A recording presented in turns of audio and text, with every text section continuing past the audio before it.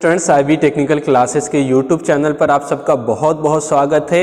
Solar technology का question बहुत ही आसान पूछा गया, जैसा कि आशा था, उम्मीद थी कि आसान रहेगा क्वेश्चन, उससे भी ज़्यादा आसान क्वेश्चन पूछा गया और आप लोगों ने बहुत अच्छा परफॉर्म किया है। ऑब्जेक्टिव लगभग बच्चों का सही है, सब्जेक्टिव भी बहुत अच्छा लिखा है। तो आइए हम लोग जल्दी यानी बहुत सिंपल है, इसीलिए बहुत हम लोग कम टाइम में आंसर को सॉल्व करने का या आंसर जानने की प्रयास करेंगे। तो आज के इस वीडियो में हम लोग सोलर टेक्नोलॉजी, जो कि आप लोगों का SBT एग्जाम्स के अंदर पूछा गया, उसका 20 MCQ का हम लोग आंसर देखने जा रहे हैं। तो ये वीडियो पूरा देखिएगा ताकि आपको सारा ऑब्जेक्टिव सही आपको आंसर मालूम चल जाए। तो आइए हम लोग वीडियो को स्टार्ट करते हैं। तो पहला ऑब्जेक्टिव जो पूछा गया है वो ऑब्जेक्टिव के अंदर पूछा गया है विच ऑफ द, थोड़ा बड़ा कर लेते हैं, विच of the following application of solar heating system, यानी सोलर हीटिंग सिस्टम का उपयोग कहाँ पर होता है, एप्लीकेशन इसका क्या है। यानी कि ए के अंदर दिया हुआ है पास्चुराइजेशन एंड ड्राइंग है, वेटिंग गीला करने के लिए, रेनफॉल वर्षा के लिए, बैटरी एंड कैपेसिटर टेक्नोलॉजी में। तो आपको मालूम होगा कि हम लोग सोलर हीटिंग का यूज़ इन सब चीज़ों में नहीं करते हैं, बल्कि हम लोग ड्राइंग जनरली करते हैं सुखाने के लिए। इसके अलावा पास्चुराइजेशन के भी अंदर इसका उपयोग किया जाता है। तो इसका करेक्ट आंसर ए होगा क्वेश्चन नंबर फर्स्ट का। दूसरा क्वेश्चन बहुत आसान सा है, पूछा गया है which of the following are the type of solar concentrator, इसमें से कौन जो है सोलर कॉन्सेंट्रेटेड का भाग है, प्रकार है। तो देखिए सोलर एयर कलेक्टर दिया हुआ है, ये नहीं होगा। फ्लैट दिया हुआ है, यहाँ पर पूछ रहा कॉन्सेंट्रेटेड, फ्लैट में तो आपका कॉन्सेंट्रेट नहीं होता है, तो ये नहीं होगा। तीसरा दिया हुआ है पैराबोलिक फ्लैट प्लेट कलेक्टर। अब देखिए फ्लैट है, यही आपका ट्रफ रहता तो पैराबोलिक ट्रफ सिस्टम कॉन्सेंट्रेटेड होता है, लेकिन ये भी नहीं होगा। तो बचा कौन, लीनियर फ्रेस्नल कलेक्टर। इसमें जो आपका फ्रेस्नल प्लेट रहता है ये हल्का सा कर्व रहता है, जिसकी वजह से सनलाइट कॉन्सेंट्रेट होता है। तो इसका करेक्ट आंसर डी होगा क्वेश्चन नंबर 2 का। तीसरा क्वेश्चन पूछ रहा है active solar dryer system control. Active solar dryer system के अंदर फैन के द्वारा किसको कंट्रोल किया जाता है, वाटर को, फूड फ्लो को, इलेक्ट्रिसिटी को या एयर फ्लो को। तो इसका करेक्ट आंसर डी होगा, ये सब नहीं होगा। एयर फ्लो रेट को हम लोग कंट्रोल करते हैं फैन के द्वारा। तो तीसरा का करेक्ट आंसर डी है। चौथा क्वेश्चन पूछा गया है which of the following uses of concentrated solar power system, निम्नलिखित में से किसका हम लोग सोलर कॉन्सेंट्रेटेड पावर सिस्टम का उपयोग करते हैं। तो पहला दिया हुआ सोलर थर्मोमैकेनिकल पावर सिस्टम के अंदर, सोलर स्टील के अंदर, सोलर ड्रायर के अंदर, सोलर फोटोवोल्टाइक के अंदर। तो ये सब आपको मालूम होगा। फोटोवोल्टाइक तो बिल्कुल सीधा रहता है, कॉन्सेंट्रेट इसमें होता नहीं है। सोलर ड्रायर के अंदर भी नहीं, स्टील के अंदर। तो करेक्ट पहला ऑप्शन है, यानी सोलर थर्मोमैकेनिकल पावर सिस्टम के अंदर हम लोग कॉन्सेंट्रेटेड सोलर पावर सिस्टम का यूज़ करते हैं, जहाँ पर सनलाइट को कॉन्सेंट्रेट करके हम लोग हीट प्रोड्यूस करते हैं या वाटर को स्टीम में कन्वर्ट करते हैं, और वहाँ से हम लोग हीट को मैकेनिकल पावर में चेंज करके फिर इलेक्ट्रिसिटी में चेंज करते हैं। तो इसका करेक्ट आंसर ए होगा। क्वेश्चन नंबर 5 में पूछा गया है what are the concentrated solar power system. देखिए कॉन्सेंट्रेटेड से बहुत क्वेश्चन आपका लिया गया है। कॉन्सेंट्रेटेड सोलर पावर सिस्टम कौन सा है, system that use only A small concentrated portion, sunlight थोड़ा सा यूज कर रहे हैं बाकी को छोड़ दे रहे हैं, तो ये नहीं होगा। System that generate solar power by using photovoltaic, तो फोटोवोल्टाइक में तो आपको मालूम है सीधा सीधा पैनल लगा रहता है, ये भी नहीं होगा। System that generate solar power by using mirror and lenses absorb, खाली ऑब्जॉर्व कर रहा है, कॉन्सेंट्रेट नहीं कर रहा है, तो ये भी नहीं होगा। पांचवा, ये चौथा क्वेश्चन ऑप्शन दिया हुआ है system that generate solar power by using mirror and lenses concentrate. देखिए इसमें साफ लिख दिया गया है, तो हम लोग मिरर और लेंसर की सहायता से सनलाइट को कॉन्सेंट्रेट करके हम लोग सिस्टम जनरेट करते हैं, सोलर पावर को हम लोग इलेक्ट्रिसिटी जनरेट करते हैं। तो यही आपका सोलर कॉन्सेंट्रेटेड सिस्टम के अंदर यूज होगा। तो करेक्ट आंसर इसका डी होगा क्वेश्चन नंबर 5 का। ठीक है। क्वेश्चन नंबर 5 का correct answer D. Question number 6 देखिए पूछा गया है फोटोवोल्टाइक सेल और सोलर सेल कन्वर्ट। बहुत आसान सा क्वेश्चन है। सोलर सेल या पीवी सेल जो है वो कन्वर्ट करता है किसमें, थर्मल एनर्जी इनटू इलेक्ट्रिसिटी में, electromagnetic radiation directly into electricity में, तीसरा दिया हुआ सोलर रेडिएशन इनटू थर्मल में, काइनेटिक में। तो ये सारा आपका नहीं, करेक्ट आंसर जो इसका है वो बी है, यानी इलेक्ट्रोमैग्नेटिक रेडिएशन से जो आता है, आपको मालूम है इलेक्ट्रोमैग्नेटिक रेडिएशन आता है और वो सोलर पैनल पर जैसे ही फॉल होता है यहाँ से इलेक्ट्रॉन जंप करके आपका मूवमेंट स्टार्ट हो जाता है, यानी डायरेक्टली इलेक्ट्रिसिटी में कन्वर्ट हो जाता है। यहाँ पर कोई भी मूविंग पार्ट टरबाइन की हमको ज़रूरत नहीं पड़ती है।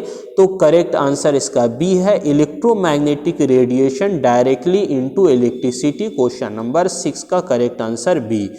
क्वेश्चन नंबर 7 के अंदर पूछा गया solar cell are made up of. Solar cell किसका बना होता है, तो जनरली आपका सिलिकॉन का बना होता है।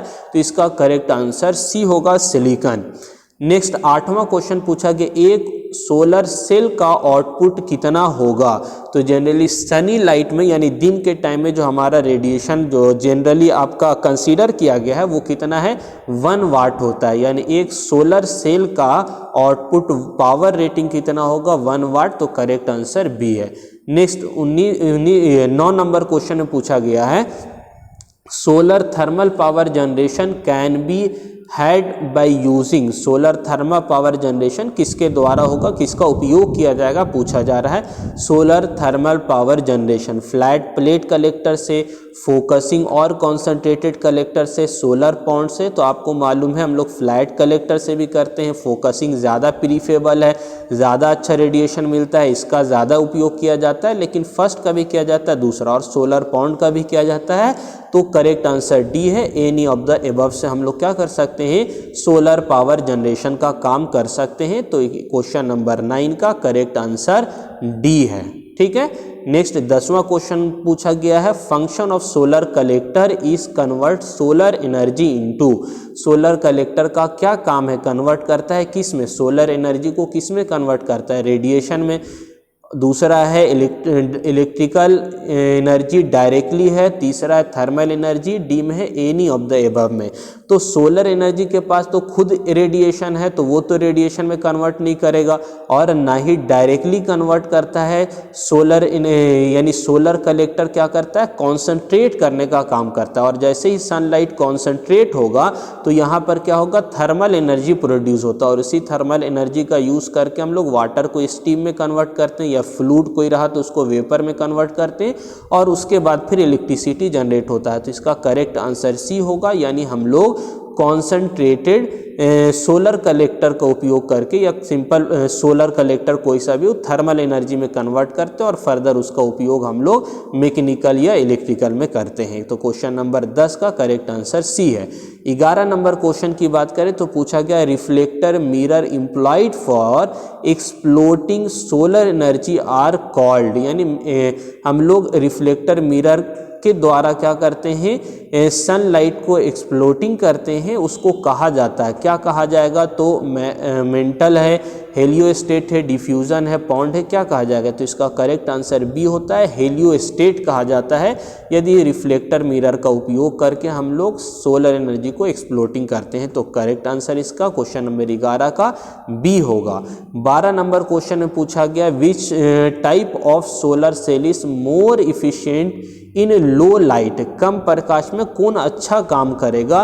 तो इसका करेक्ट आंसर सी होता है, मोनोक्रिस्टलाइन से बना हुआ यानी एक ही प्रकार के मटेरियल से बना हुआ जो सोलर सेल रहेगा वो ज़्यादा इफिशिएंट होगा कम लाइट के अंदर इलेक्ट्रिकल एनर्जी कन्वर्ट करने में।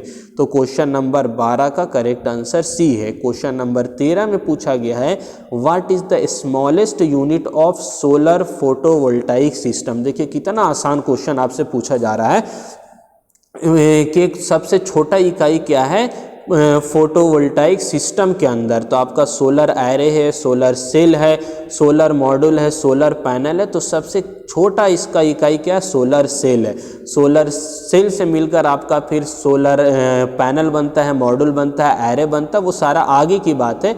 लेकिन जो सबसे छोटा इकाई है वो कौन सा है, सोलर सेल है।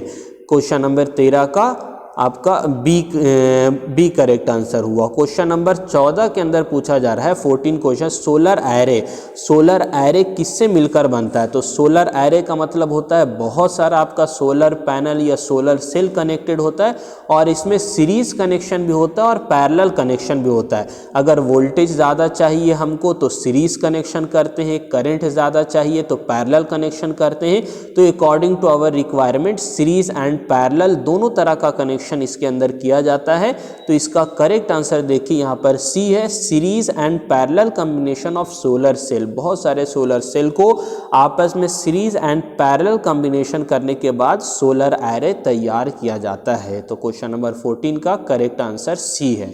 क्वेश्चन नंबर 15 की बात करें तो कुकर पूछा जा रहा है, सोलर कुकर का क्या काम है? तो सोलर कुकर के अंदर हम क्या रखते हैं? कोई भी खाना रखा, फूड रखा, गर्म करते हैं या उसको पकाते हैं, यही काम है हमारा सोलर कुकर का। तो uses direct sunlight to produce heat and cook food. खाना बनाते हैं, गर्म करते हैं, उसको हीट प्रोड्यूस होता है जिससे खाना तैयार होता है। तो करेक्ट आंसर इसका ए होगा। बाकी बी में देखिए लिखा हुआ है uses solar energy to evaporate water and collect, पानी को गर्म करके जमा करना इसका काम है नहीं। Uses solar energy dry substances, uses solar energy to dry substances, यानी सब्सटेंस कोई पदार्थ को हम लोग गर्म करने। तो पदार्थ का मतलब कौन सा पदार्थ क्लियर नहीं है? तो पदार्थ सोलर कुकर का मतलब खाना बनाना है ना, खाने के लिए यूज़ करते हैं तो कुकिंग फूड के लिए। Uses concentrated solar power for industry, नहीं इंडस्ट्री में नहीं, कोई भी इंडस्ट्रियल हो चाहे आपका डोमेस्टिक, सब जगह पर यूज होता है। तो ये करेक्ट आंसर इसका ए होगा 15 का। 16 में पूछा गया है what are the difference between the photovoltaic and solar photodiode. Photodiode आपने पढ़ा होगा बेसिक इलेक्ट्रॉनिक्स के अंदर और यहाँ पर सोलर सेल आपने पढ़ा। तो इन दोनों के बीच में क्या अंतर है? तो आपको मालूम है सोलर सेल के अंदर डायरेक्टली सनलाइट क्या होता है, इलेक्ट्रिकल एनर्जी के अंदर कन्वर्ट हो जाता है। इसमें किसी भी प्रकार का हमको बायसिंग करने की ज़रूरत नहीं होती, बाहर से कोई भी बैटरी या वोल्टेज देने की ज़रूरत नहीं होती। तो इसका आंसर क्या होगा आपका? बी करेक्ट आंसर है, नो एक्सटर्नल बायस इन सोलर सेल। तो 16 नंबर क्वेश्चन का करेक्ट आंसर बी है। अब देखिए बहुत आसान सा क्वेश्चन आपसे पूछा गया है, आपने बहुत अच्छे से पढ़ा होगा, जो भी सोलर पढ़ा है उसके अंदर ये टॉपिक साफ साफ लिखा हुआ था। MPPT आपका क्या होता है, आपने इसका ग्राफ भी पढ़ा होगा, इस टॉपिक को भी पढ़ा होगा। तो MPPT का फुल फॉर्म पूछा जा रहा है, बहुत आसान सा। तो मैक्सिमम पावर पॉइंट ट्रेसर, यानी मैक्सिमम पावर के लिए हम क्या करते हैं, जो भी सोलर पैनल है या सोलर आपका कलेक्टर है उसको हम लोग सनलाइट के अकॉर्डिंग क्या करते हैं, रोटेट करवाते हैं, घुमाते हैं, ताकि हमको मैक्सिमम क्या हो जाए, रेडिएशन मिले, मैक्सिमम पावर मिले। तो करेक्ट आंसर इसका बी है, MPPT का फुल फॉर्म। नेक्स्ट आपसे 18 नंबर क्वेश्चन में पूछा रहा what is the basic component of PV system. PV system अगर लगा हुआ है, फोटोवोल्टाइक सिस्टम, कहीं भी आप देखिएगा गली में स्ट्रीट लाइट लगा हुआ है तो ऊपर में देखिएगा पैनल लगा रहता है, लाइट है, यहाँ पर बैटरी रहेगा, चार्जिंग सिस्टम रहेगा, ये सारा मिलकर आपका फोटोवोल्टाइक सिस्टम कहलाता है। सिर्फ फोटोवोल्टाइक सेल नहीं पूछ रहा है, आपसे पूछ रहा है PV सिस्टम के अंदर कौन कौन सा कंपोनेंट है। तो बैटरी भी होगा, चार्ज कंट्रोलर भी होगा, सोलर सेल भी होगा। तो करेक्ट आंसर इसका डी है, सारा कंपोनेंट मिलाकर आपका पूरा सिस्टम तैयार होता है। नेक्स्ट 19 नंबर क्वेश्चन पूछा गया a grid interactive solar system. Grid interactive solar system में क्या होगा वो पूछा जा रहा है। Always receive power, always supply power, C में दिया supply power as well as receive power, work only when grid fail. तो ये देखिए आपने एक टॉपिक पढ़ा होगा नेट मीटर। नेट मीटर का काम क्या है, इधर से पावर जा रहा है, आप ग्रिड को दे रहे हैं तो ये मेजर करेगा कितना एनर्जी आप दे रहे हैं, और आपका सोलर रेडिएशन नहीं हो रहा, आप ग्रिड से पावर ले रहे हैं तो ये नेट मीटर बताता है कि कितना पावर आपका हम ग्रिड से ले रहे हैं। यानी कि हमारा इस सोलर ग्रिड सिस्टम के इंटरैक्टिव सोलर सिस्टम में क्या होता है, ग्रिड को हम सप्लाई दे भी सकते हैं और ग्रिड से सप्लाई ले भी सकते हैं। तो इसका करेक्ट आंसर क्या होगा, सी होगा, यानी supply power as well as receive power the grid as required. हमारी ज़रूरत पड़ेगी तो ग्रिड से ले भी सकते हैं।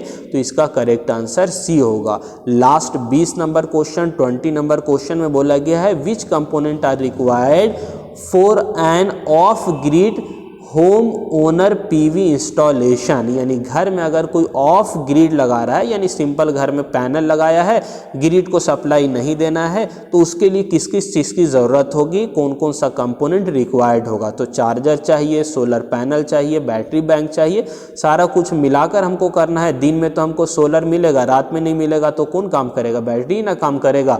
तो इसमें हमको charge controller, solar panel, battery सारा कुछ चाहिए। तो करेक्ट आंसर डी होगा। तो आपने देखा कितना आसान क्वेश्चन था जो कि सोलर में पूछा गया था। तो उम्मीद है कि बहुत अच्छे से आप लोगों ने लिखा होगा।